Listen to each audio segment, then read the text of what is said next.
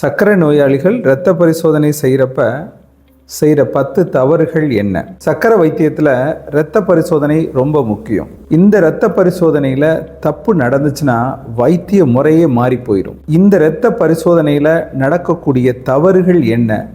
அந்த தவறுகள் இல்லாமல் எப்படி இரத்த பரிசோதனை செய்ய போகிறோம் அப்படிங்கிறத பற்றி இந்த வீடியோவில் நான் உங்கள்கிட்ட பேச போகிறேன். நான் டாக்டர் மணிவண்ணன், ஸ்ரீ பார்வதி சர்க்கரை நோய் மருத்துவமனை, காரைக்குடி. வழக்கமான உதாரணங்களோட இந்த வீடியோவில் நான் உங்கள்கிட்ட பேச போகிறேன். அதனால் வீடியோவை ஆரம்பத்திலேருந்து முடிவு வரைக்கும் ஸ்கிப் பண்ணாமல் பாருங்கள். எங்கள் சேனல் மூலம் கிடைக்கிற பணம் ஏழை குழந்தைகள் இன்சுலின் வாங்க பயன்படுத்துகிறோம். அதனால் எங்கள் சேனலை அவசியம் சப்ஸ்கிரைப் பண்ணி பாருங்கள். இரத்த பரிசோதனை பண்ணுறப்ப நடக்கக்கூடிய தவறுகள் என்னென்ன அப்படிங்கிறத ஒன்றொன்னா பார்ப்போம். பெரும்பாலான சர்க்கரை நோயாளிகள் இரத்த பரிசோதனை பண்ண வர்றப்ப மாத்திரையே போட மாட்டாங்க. ஏன்னா மாத்திரை போட்டால் சர்க்கரை குறைஞ்சிரும், சரியான ரிசல்ட் கிடைக்காது அப்படின்னு நினச்சி மாத்திரை போடாமல் டெஸ்ட் பண்ணுவாங்க. இது தவறு.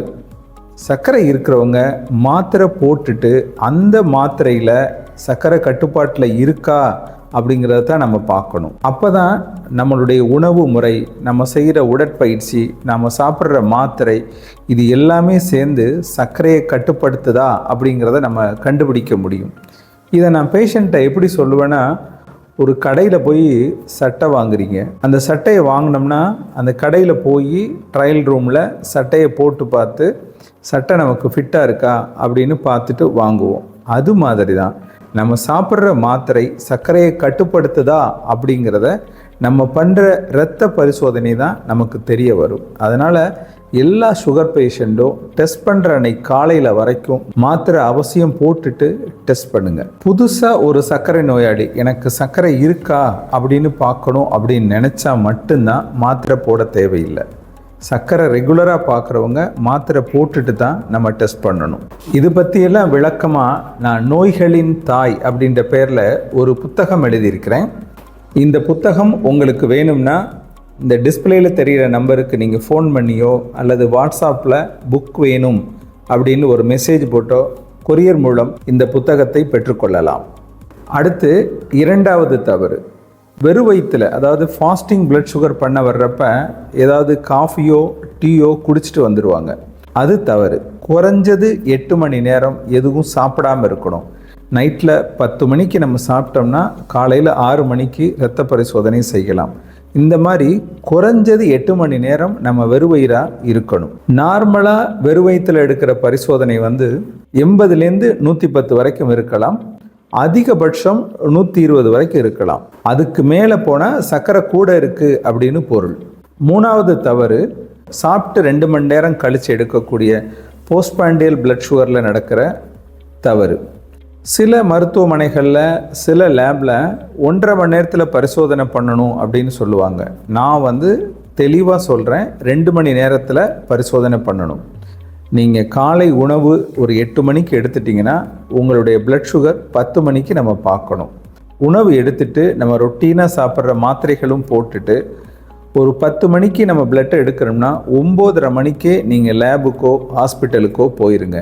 அங்கே போனோடனே பணம் கட்டுறது, எனக்கு பிளட் சுகர் எடுக்கணும் அப்படின்ற தகவல் சொல்கிறது, இதுக்கெல்லாம் ஒரு அரை மணி நேரம் ஆகும். கரெக்டாக 10 மணிக்கு அதை எடுத்துடணும். அதாவது உணவு சாப்பிட்டு 2 மணி நேரம் கழித்து நீங்கள் பிளட் சுகர் எடுத்து பார்க்குறதா கரெக்டான போஸ்ட்பாண்டியல் பிளட் சுகர். இது 80லேருந்து 180 வரைக்கும் இருக்கலாம். 180 தாண்டிருச்சுன்னா இது அதிகம் அப்படின்னு பொருள். ஒவ்வொரு சுகர் பேஷண்ட்டும் கொழுப்பு சத்து பரிசோதனை, கால் நரம்பு பரிசோதனை, இருதய பரிசோதனை, இரத்தத்தில் உப்பு நீரோடைய அளவு, அதாவது யூரியா, கிரியேட்டனின், இந்த அளவு பரிசோதனை வருஷத்துக்கு ஒரு தடவையாவது கட்டாயம் பண்ணுங்க. எங்கள் மருத்துவமனையில் வர்ற எல்லா புது சுகர் பேஷண்ட்டுக்கும் நாங்கள் வந்த உடனே இதை நாங்கள் பண்ணிவிட்டு அவங்களுடைய பிரச்சனை என்ன அப்படிங்கிறத முழுசாக தெரிஞ்சுக்கிட்டு தான் நாங்கள் வைத்தியத்தையே ஆரம்பிக்கிறோம். இது சர்க்கரைக்கான முழு உடல் பரிசோதனை. இந்த பரிசோதனையை முடிச்சுட்டு அதுக்கு பின்னாடி தான் சர்க்கரைக்கான வைத்தியம் ஆரம்பிக்கணும். நீங்கள் எப்போ சர்க்கரை பார்த்தீங்க, கடைசியாக பார்த்த சர்க்கரையோட அளவு என்ன அப்படின்றத கமெண்ட்டில் சொல்லுங்கள். அடுத்து 4வது தவறு, வெறும் வயிற்றில் சுகர் பார்க்க வர்றப்ப தண்ணி கூட குடிக்காமல் வருவாங்க. அது தவறு. தண்ணி தாராளமாக குடிக்கலாம். இந்த மாதிரி வர்றப்ப ஒரு 6 மணிக்கு நீங்கள் பர்டிகுலர் லேபையோ அல்லது ஹாஸ்பிட்டலையோ ரீச் பண்ண முடியலன்னு வச்சுக்கோங்களேன், 8 மணி 9 மணி ஆகுது. வெறும் வயிற்றில் எடுக்கிற சர்க்கரைக்கே நீங்கள் 8 9 மணி ஆகுது அப்படின்னா நீர்ச்சத்து குறைபாடு ஏற்படும். அதனால உங்களுக்கு மயக்கம் படபடப்பெல்லாம் வந்துடும். அதனால தாராளமாக தண்ணி குடிக்கலாம். காஃபியோ டீயோ சாப்பிடக்கூடாது. அடுத்து 5வது தவறு, வெறும் வயிற்றில் எடுக்கிற பரிசோதனை வந்து நல்லா எக்ஸசைஸ் பண்ணிவிட்டு டெஸ்ட் பண்ணுவாங்க. ரொட்டீனாக உடற்பயிற்சி செய்கிறது தப்பு கிடையாது. ஆனால் இந்த பரிசோதனைக்கு 2 நாளைக்கு முன்னாடியும் பரிசோதனை அன்னைக்கும் உடற்பயிற்சி செஞ்சுட்டு வந்தீங்கன்னா அது உங்களுடைய இரத்த பரிசோதனை முடிவில் மாற்றம் தெரியும். அதை பார்த்த உடனே உங்கள் டாக்டர் வைத்திய முறையை மாற்றுவார். அதனால் உங்கள் உடம்பு பாதிக்கப்படும். அதனால் ரொட்டீனாக பண்ணுறவங்க ரொட்டீனாக பண்ணிட்டு வாங்க. ஆனால் புதுசாக அன்னைக்கு மட்டும் பண்ணி உங்களையும் உங்கள் டாக்டரையும் நீங்கள் ஏமாத்தாதீங்க. அடுத்து 6வது தவறு, இன்றைக்கி நீங்கள் பிளட் டெஸ்ட் பண்ணுறீங்க, அன்னைக்கு பார்த்து ஒரு இனிப்பு சாப்பிட்ருப்பீங்க, ஒரு ஜூஸ் குடிச்சிருப்பீங்க, உங்களுடைய சர்க்கரையோட அளவு கூட இருக்கும். அதை நீங்கள் டாக்டர்கிட்ட மறைச்சிருவீங்க. அதுவும் தவறு. நான் இன்னைக்கு காலையில் வர்றப்ப ஒரு ஃபங்க்ஷன் போனேன், ஒரு கேசரி சாப்பிட்டேன், அதனால சர்க்கரையோட அளவு கூட இருக்குது அப்படின்னு நீங்கள் டாக்டர்கிட்ட சொல்லிட்டீங்கன்னா, ஓஹோ அப்போ இன்றைக்கி மட்டும்தான் கூட இருக்குன்னு அவர் புரிஞ்சுக்கிட்டு உங்களுடைய மாத்திரையில் பெரிய மாற்றம் செய்ய மாட்டார். நீங்கள் இன்றைக்கி வர்றப்ப ஒரு கேசரியை சாப்பிட்டு வந்தீங்கன்னு வச்சுக்கோங்களேன், சர்க்கரையோட அளவு ஒரு 300 இருக்குது. டாக்டர் வந்து 2 மில்லிகிராம்லேருந்து மாத்திரை 3 மில்லிகிராமாக மாற்ற வேண்டியிருக்கும். நாளைக்கு நீங்கள் கேசரி சாப்பிடலை இல்லை, அதனால் சர்க்கரையோட அளவு குறைஞ்சி உங்களுக்கு மயக்கம் வரலாம். அதனால் நீங்கள் இன்றைக்கி என்ன சாப்பிட்டோம் அப்படிங்கிறத தெளிவாக சொல்லிடுங்க. அடுத்து 7வது தவறு, ஸ்ட்ரெஸ் மற்றும் மன அமைதியின்மை. இதனால சர்க்கரையோட அளவு கூடலாம். அதையும் உங்கள் டாக்டர்கிட்ட சொல்லிடுங்க. நேற்று நான் சரியாக தூங்கலை சார், வீட்டில் ஒரு பிரச்சனை இருக்குது, அதனால சர்க்கரை கூடி இருக்கலாம் அப்படின்ற தகவலையும் டாக்டர்கிட்ட சொல்லிடுங்க. அதே மாதிரி இந்த டெஸ்ட் பண்ணுற அன்னைக்கு நாள் நைட்டில் நல்ல தண்ணி அடிச்சிருப்பீங்க, அதனாலையும் உங்களுடைய இரத்த பரிசோதனை அளவுகள் மாறும். காலையில் ஃபாஸ்டிங் வர்றப்ப நல்ல சிகரெட் குடிச்சிட்டு வந்தீங்கன்னா அதனாலையும் உங்களுடைய இரத்த பரிசோதனை முடிவுகள் மாறும். இதையும் கவனத்தில் வச்சுக்கோங்க. அடுத்து 8வது தவறு, காய்ச்சல். பெண்களுக்கு பீரியட்ஸ் டைம், இந்த டைமில் சர்க்கரையோட அளவு கூடும். இன்ஃபெக்ஷன்னால தான் காய்ச்சல் வருது. அதனால் உங்களுக்கு ஹார்மோனல் இம்பேலன்ஸ் இருக்கும். அதனால சர்க்கரையோட அளவு கூடும். அதனால் இந்த மாதிரி காலங்களில் இரத்த பரிசோதனை செஞ்சு அதுக்கேற்ப மாத்திரையை மாற்றுறது வந்து முடிஞ்ச அளவு தவிர்த்துருங்க. அடுத்து 9வது HbA1c.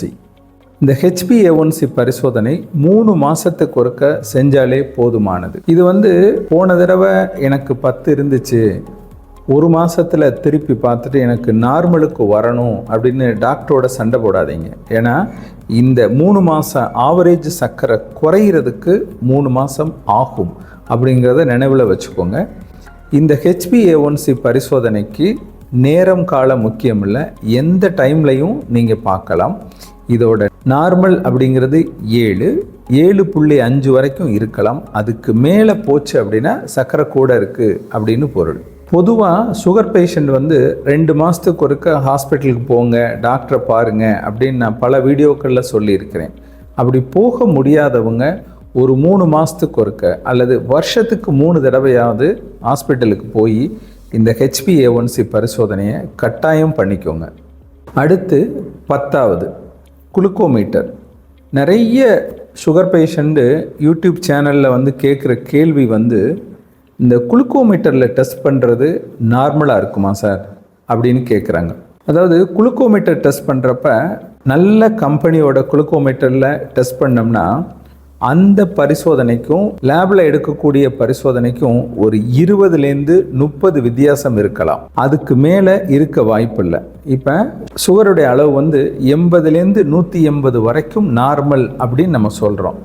இப்போ லேபில் டெஸ்ட் பண்ணுறப்ப ஒரு 140 இருக்குது, குளுக்கோமீட்டரில் டெஸ்ட் பண்ணுறப்ப 170 இருக்குது அப்படின்னா இந்த ரேஞ்சு 80 முதல் 180 வரைக்கும் இருக்கலாம்னு சொல்கிறோம்ல, அந்த ரேஞ்சுக்குள்ளே தானே இருக்குது. அப்போ கண்ட்ரோல் அப்படின்னு தான் நம்ம எடுத்துக்கணும். ஆனால் குளுக்கோமீட்டரில் டெஸ்ட் பண்ணுறதுக்கு முன்னாடி நீங்கள் யூஸ் பண்ணுற மீட்ரு நல்ல மீட்டரா அப்படிங்கிறத பார்த்துக்கோங்க.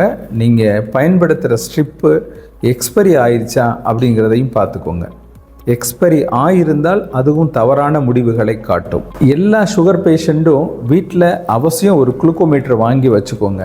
திடீர்னு ஒரு படபடப்பு, மயக்கம் அந்த மாதிரி வீட்டில் இருக்கிறப்ப வந்துச்சுன்னா இது சர்க்கரை குறைவுனால் வருதா அப்படிங்கிறத உறுதிப்படுத்துறதுக்கு குளுக்கோமீட்டர் உதவும். நீங்கள் சுகர் பார்க்குறீங்க, ஒரு 80-90 காட்டுது, உடனே ஒரு கரண்டி ஜீனி எடுத்து போட்டிங்கன்னா படபடப்பு உடனே நின்றும். அதுக்காக வீட்டில் எல்லாரும் ஒரு குளுக்கோமீட்டர் வச்சுக்கிறது நல்லது. இன்சுலின் போடுற எல்லா பேஷண்ட்டும் கட்டாயம் குளுக்கோமீட்டர் வச்சுக்கணும். ஒரு 15 அல்லது 20 நாளைக்கு ஒருக்க சுகர் பார்த்து உங்கள் டாக்டருக்கு ஃபோன் பண்ணி இன்றைக்கி சர்க்கரை இவ்வளவு இருக்குது அப்படின்னு தகவல் தெரிவித்து இன்சுலின் அளவில் மாற்றம் பண்ணிக்கிறங்க. எங்கள் மருத்துவமனையில் பல வருடங்களாக இதை நாங்கள் ப்ராப்பராக பண்ணிக்கிட்டு வரோம். நீங்கள் ஒவ்வொரு முறையும் டாக்டரை பார்க்குறப்ப இடையில இந்த மாதிரி குளுக்கோமீட்டரில் பரிசோதனை பண்ணுறத ஒரு பேப்பரில் எழுதி வச்சு, நான் என்னென்ன தேதியில் சுகர் பார்த்தேன், அந்த பார்த்தப்ப அதோட அளவு என்னென்ன அப்படிங்கிறது நீங்கள் டாக்டர்கிட்ட சொல்லிட்டீங்கன்னா அவர் இடையில கண்ட்ரோலாக இருந்துச்சு, இன்றைக்கி மட்டும்தான் கூட இருக்குது, அப்போ மாத்திரையில் மாற்றம் செய்ய தேவையில்லை அப்படின்னு புரிஞ்சுக்கிடுவார். அதனால் இடையில பார்க்குற சுகரையும் கரெக்டாக எழுதி வச்சு நீங்கள் டாக்டரை சந்திக்கிறப்ப அந்த அளவையும் டாக்டர்கிட்ட சொல்லிடுங்க. ஒன்று ஞாபகம் வச்சுக்கோங்க, நீங்கள் 2 அல்லது 3 மாதத்துக்கு ஒருக்க தான் நீங்கள் டாக்டரை பார்க்குறப்ப அன்னைக்கு மாத்திரை போட்டு ப்ராப்பராக நீங்கள் அந்த டைமில் செக் பண்ணி மாத்திரை எழுதி வாங்கினீங்கன்னா நீங்கள் பண்ணுற பரிசோதனையை வச்சு தான் அடுத்து வரப்போகிற 3 மாதத்துக்கான மாத்திரையை டாக்டர் எழுதி கொடுப்பாங்க. அதனால் அன்னைக்கு இந்த நான் சொன்ன தவறுகள் எதுவுமே நடக்காதபடி டாக்டரை பார்த்து வைத்தியம் பண்ணிக்கோங்க. உடம்பை பார்த்துக்கோங்க. அக்கறை காட்டினால் சர்க்கரை குறையும். இந்த வீடியோவோட முதல் கமெண்ட்டில் தமிழ்நாட்டின் தலை சிறந்த 2வது சர்க்கரை நோய் மருத்துவமனை அப்படின்ற வீடியோ இருக்குது, அதையும் போய் பாருங்கள்.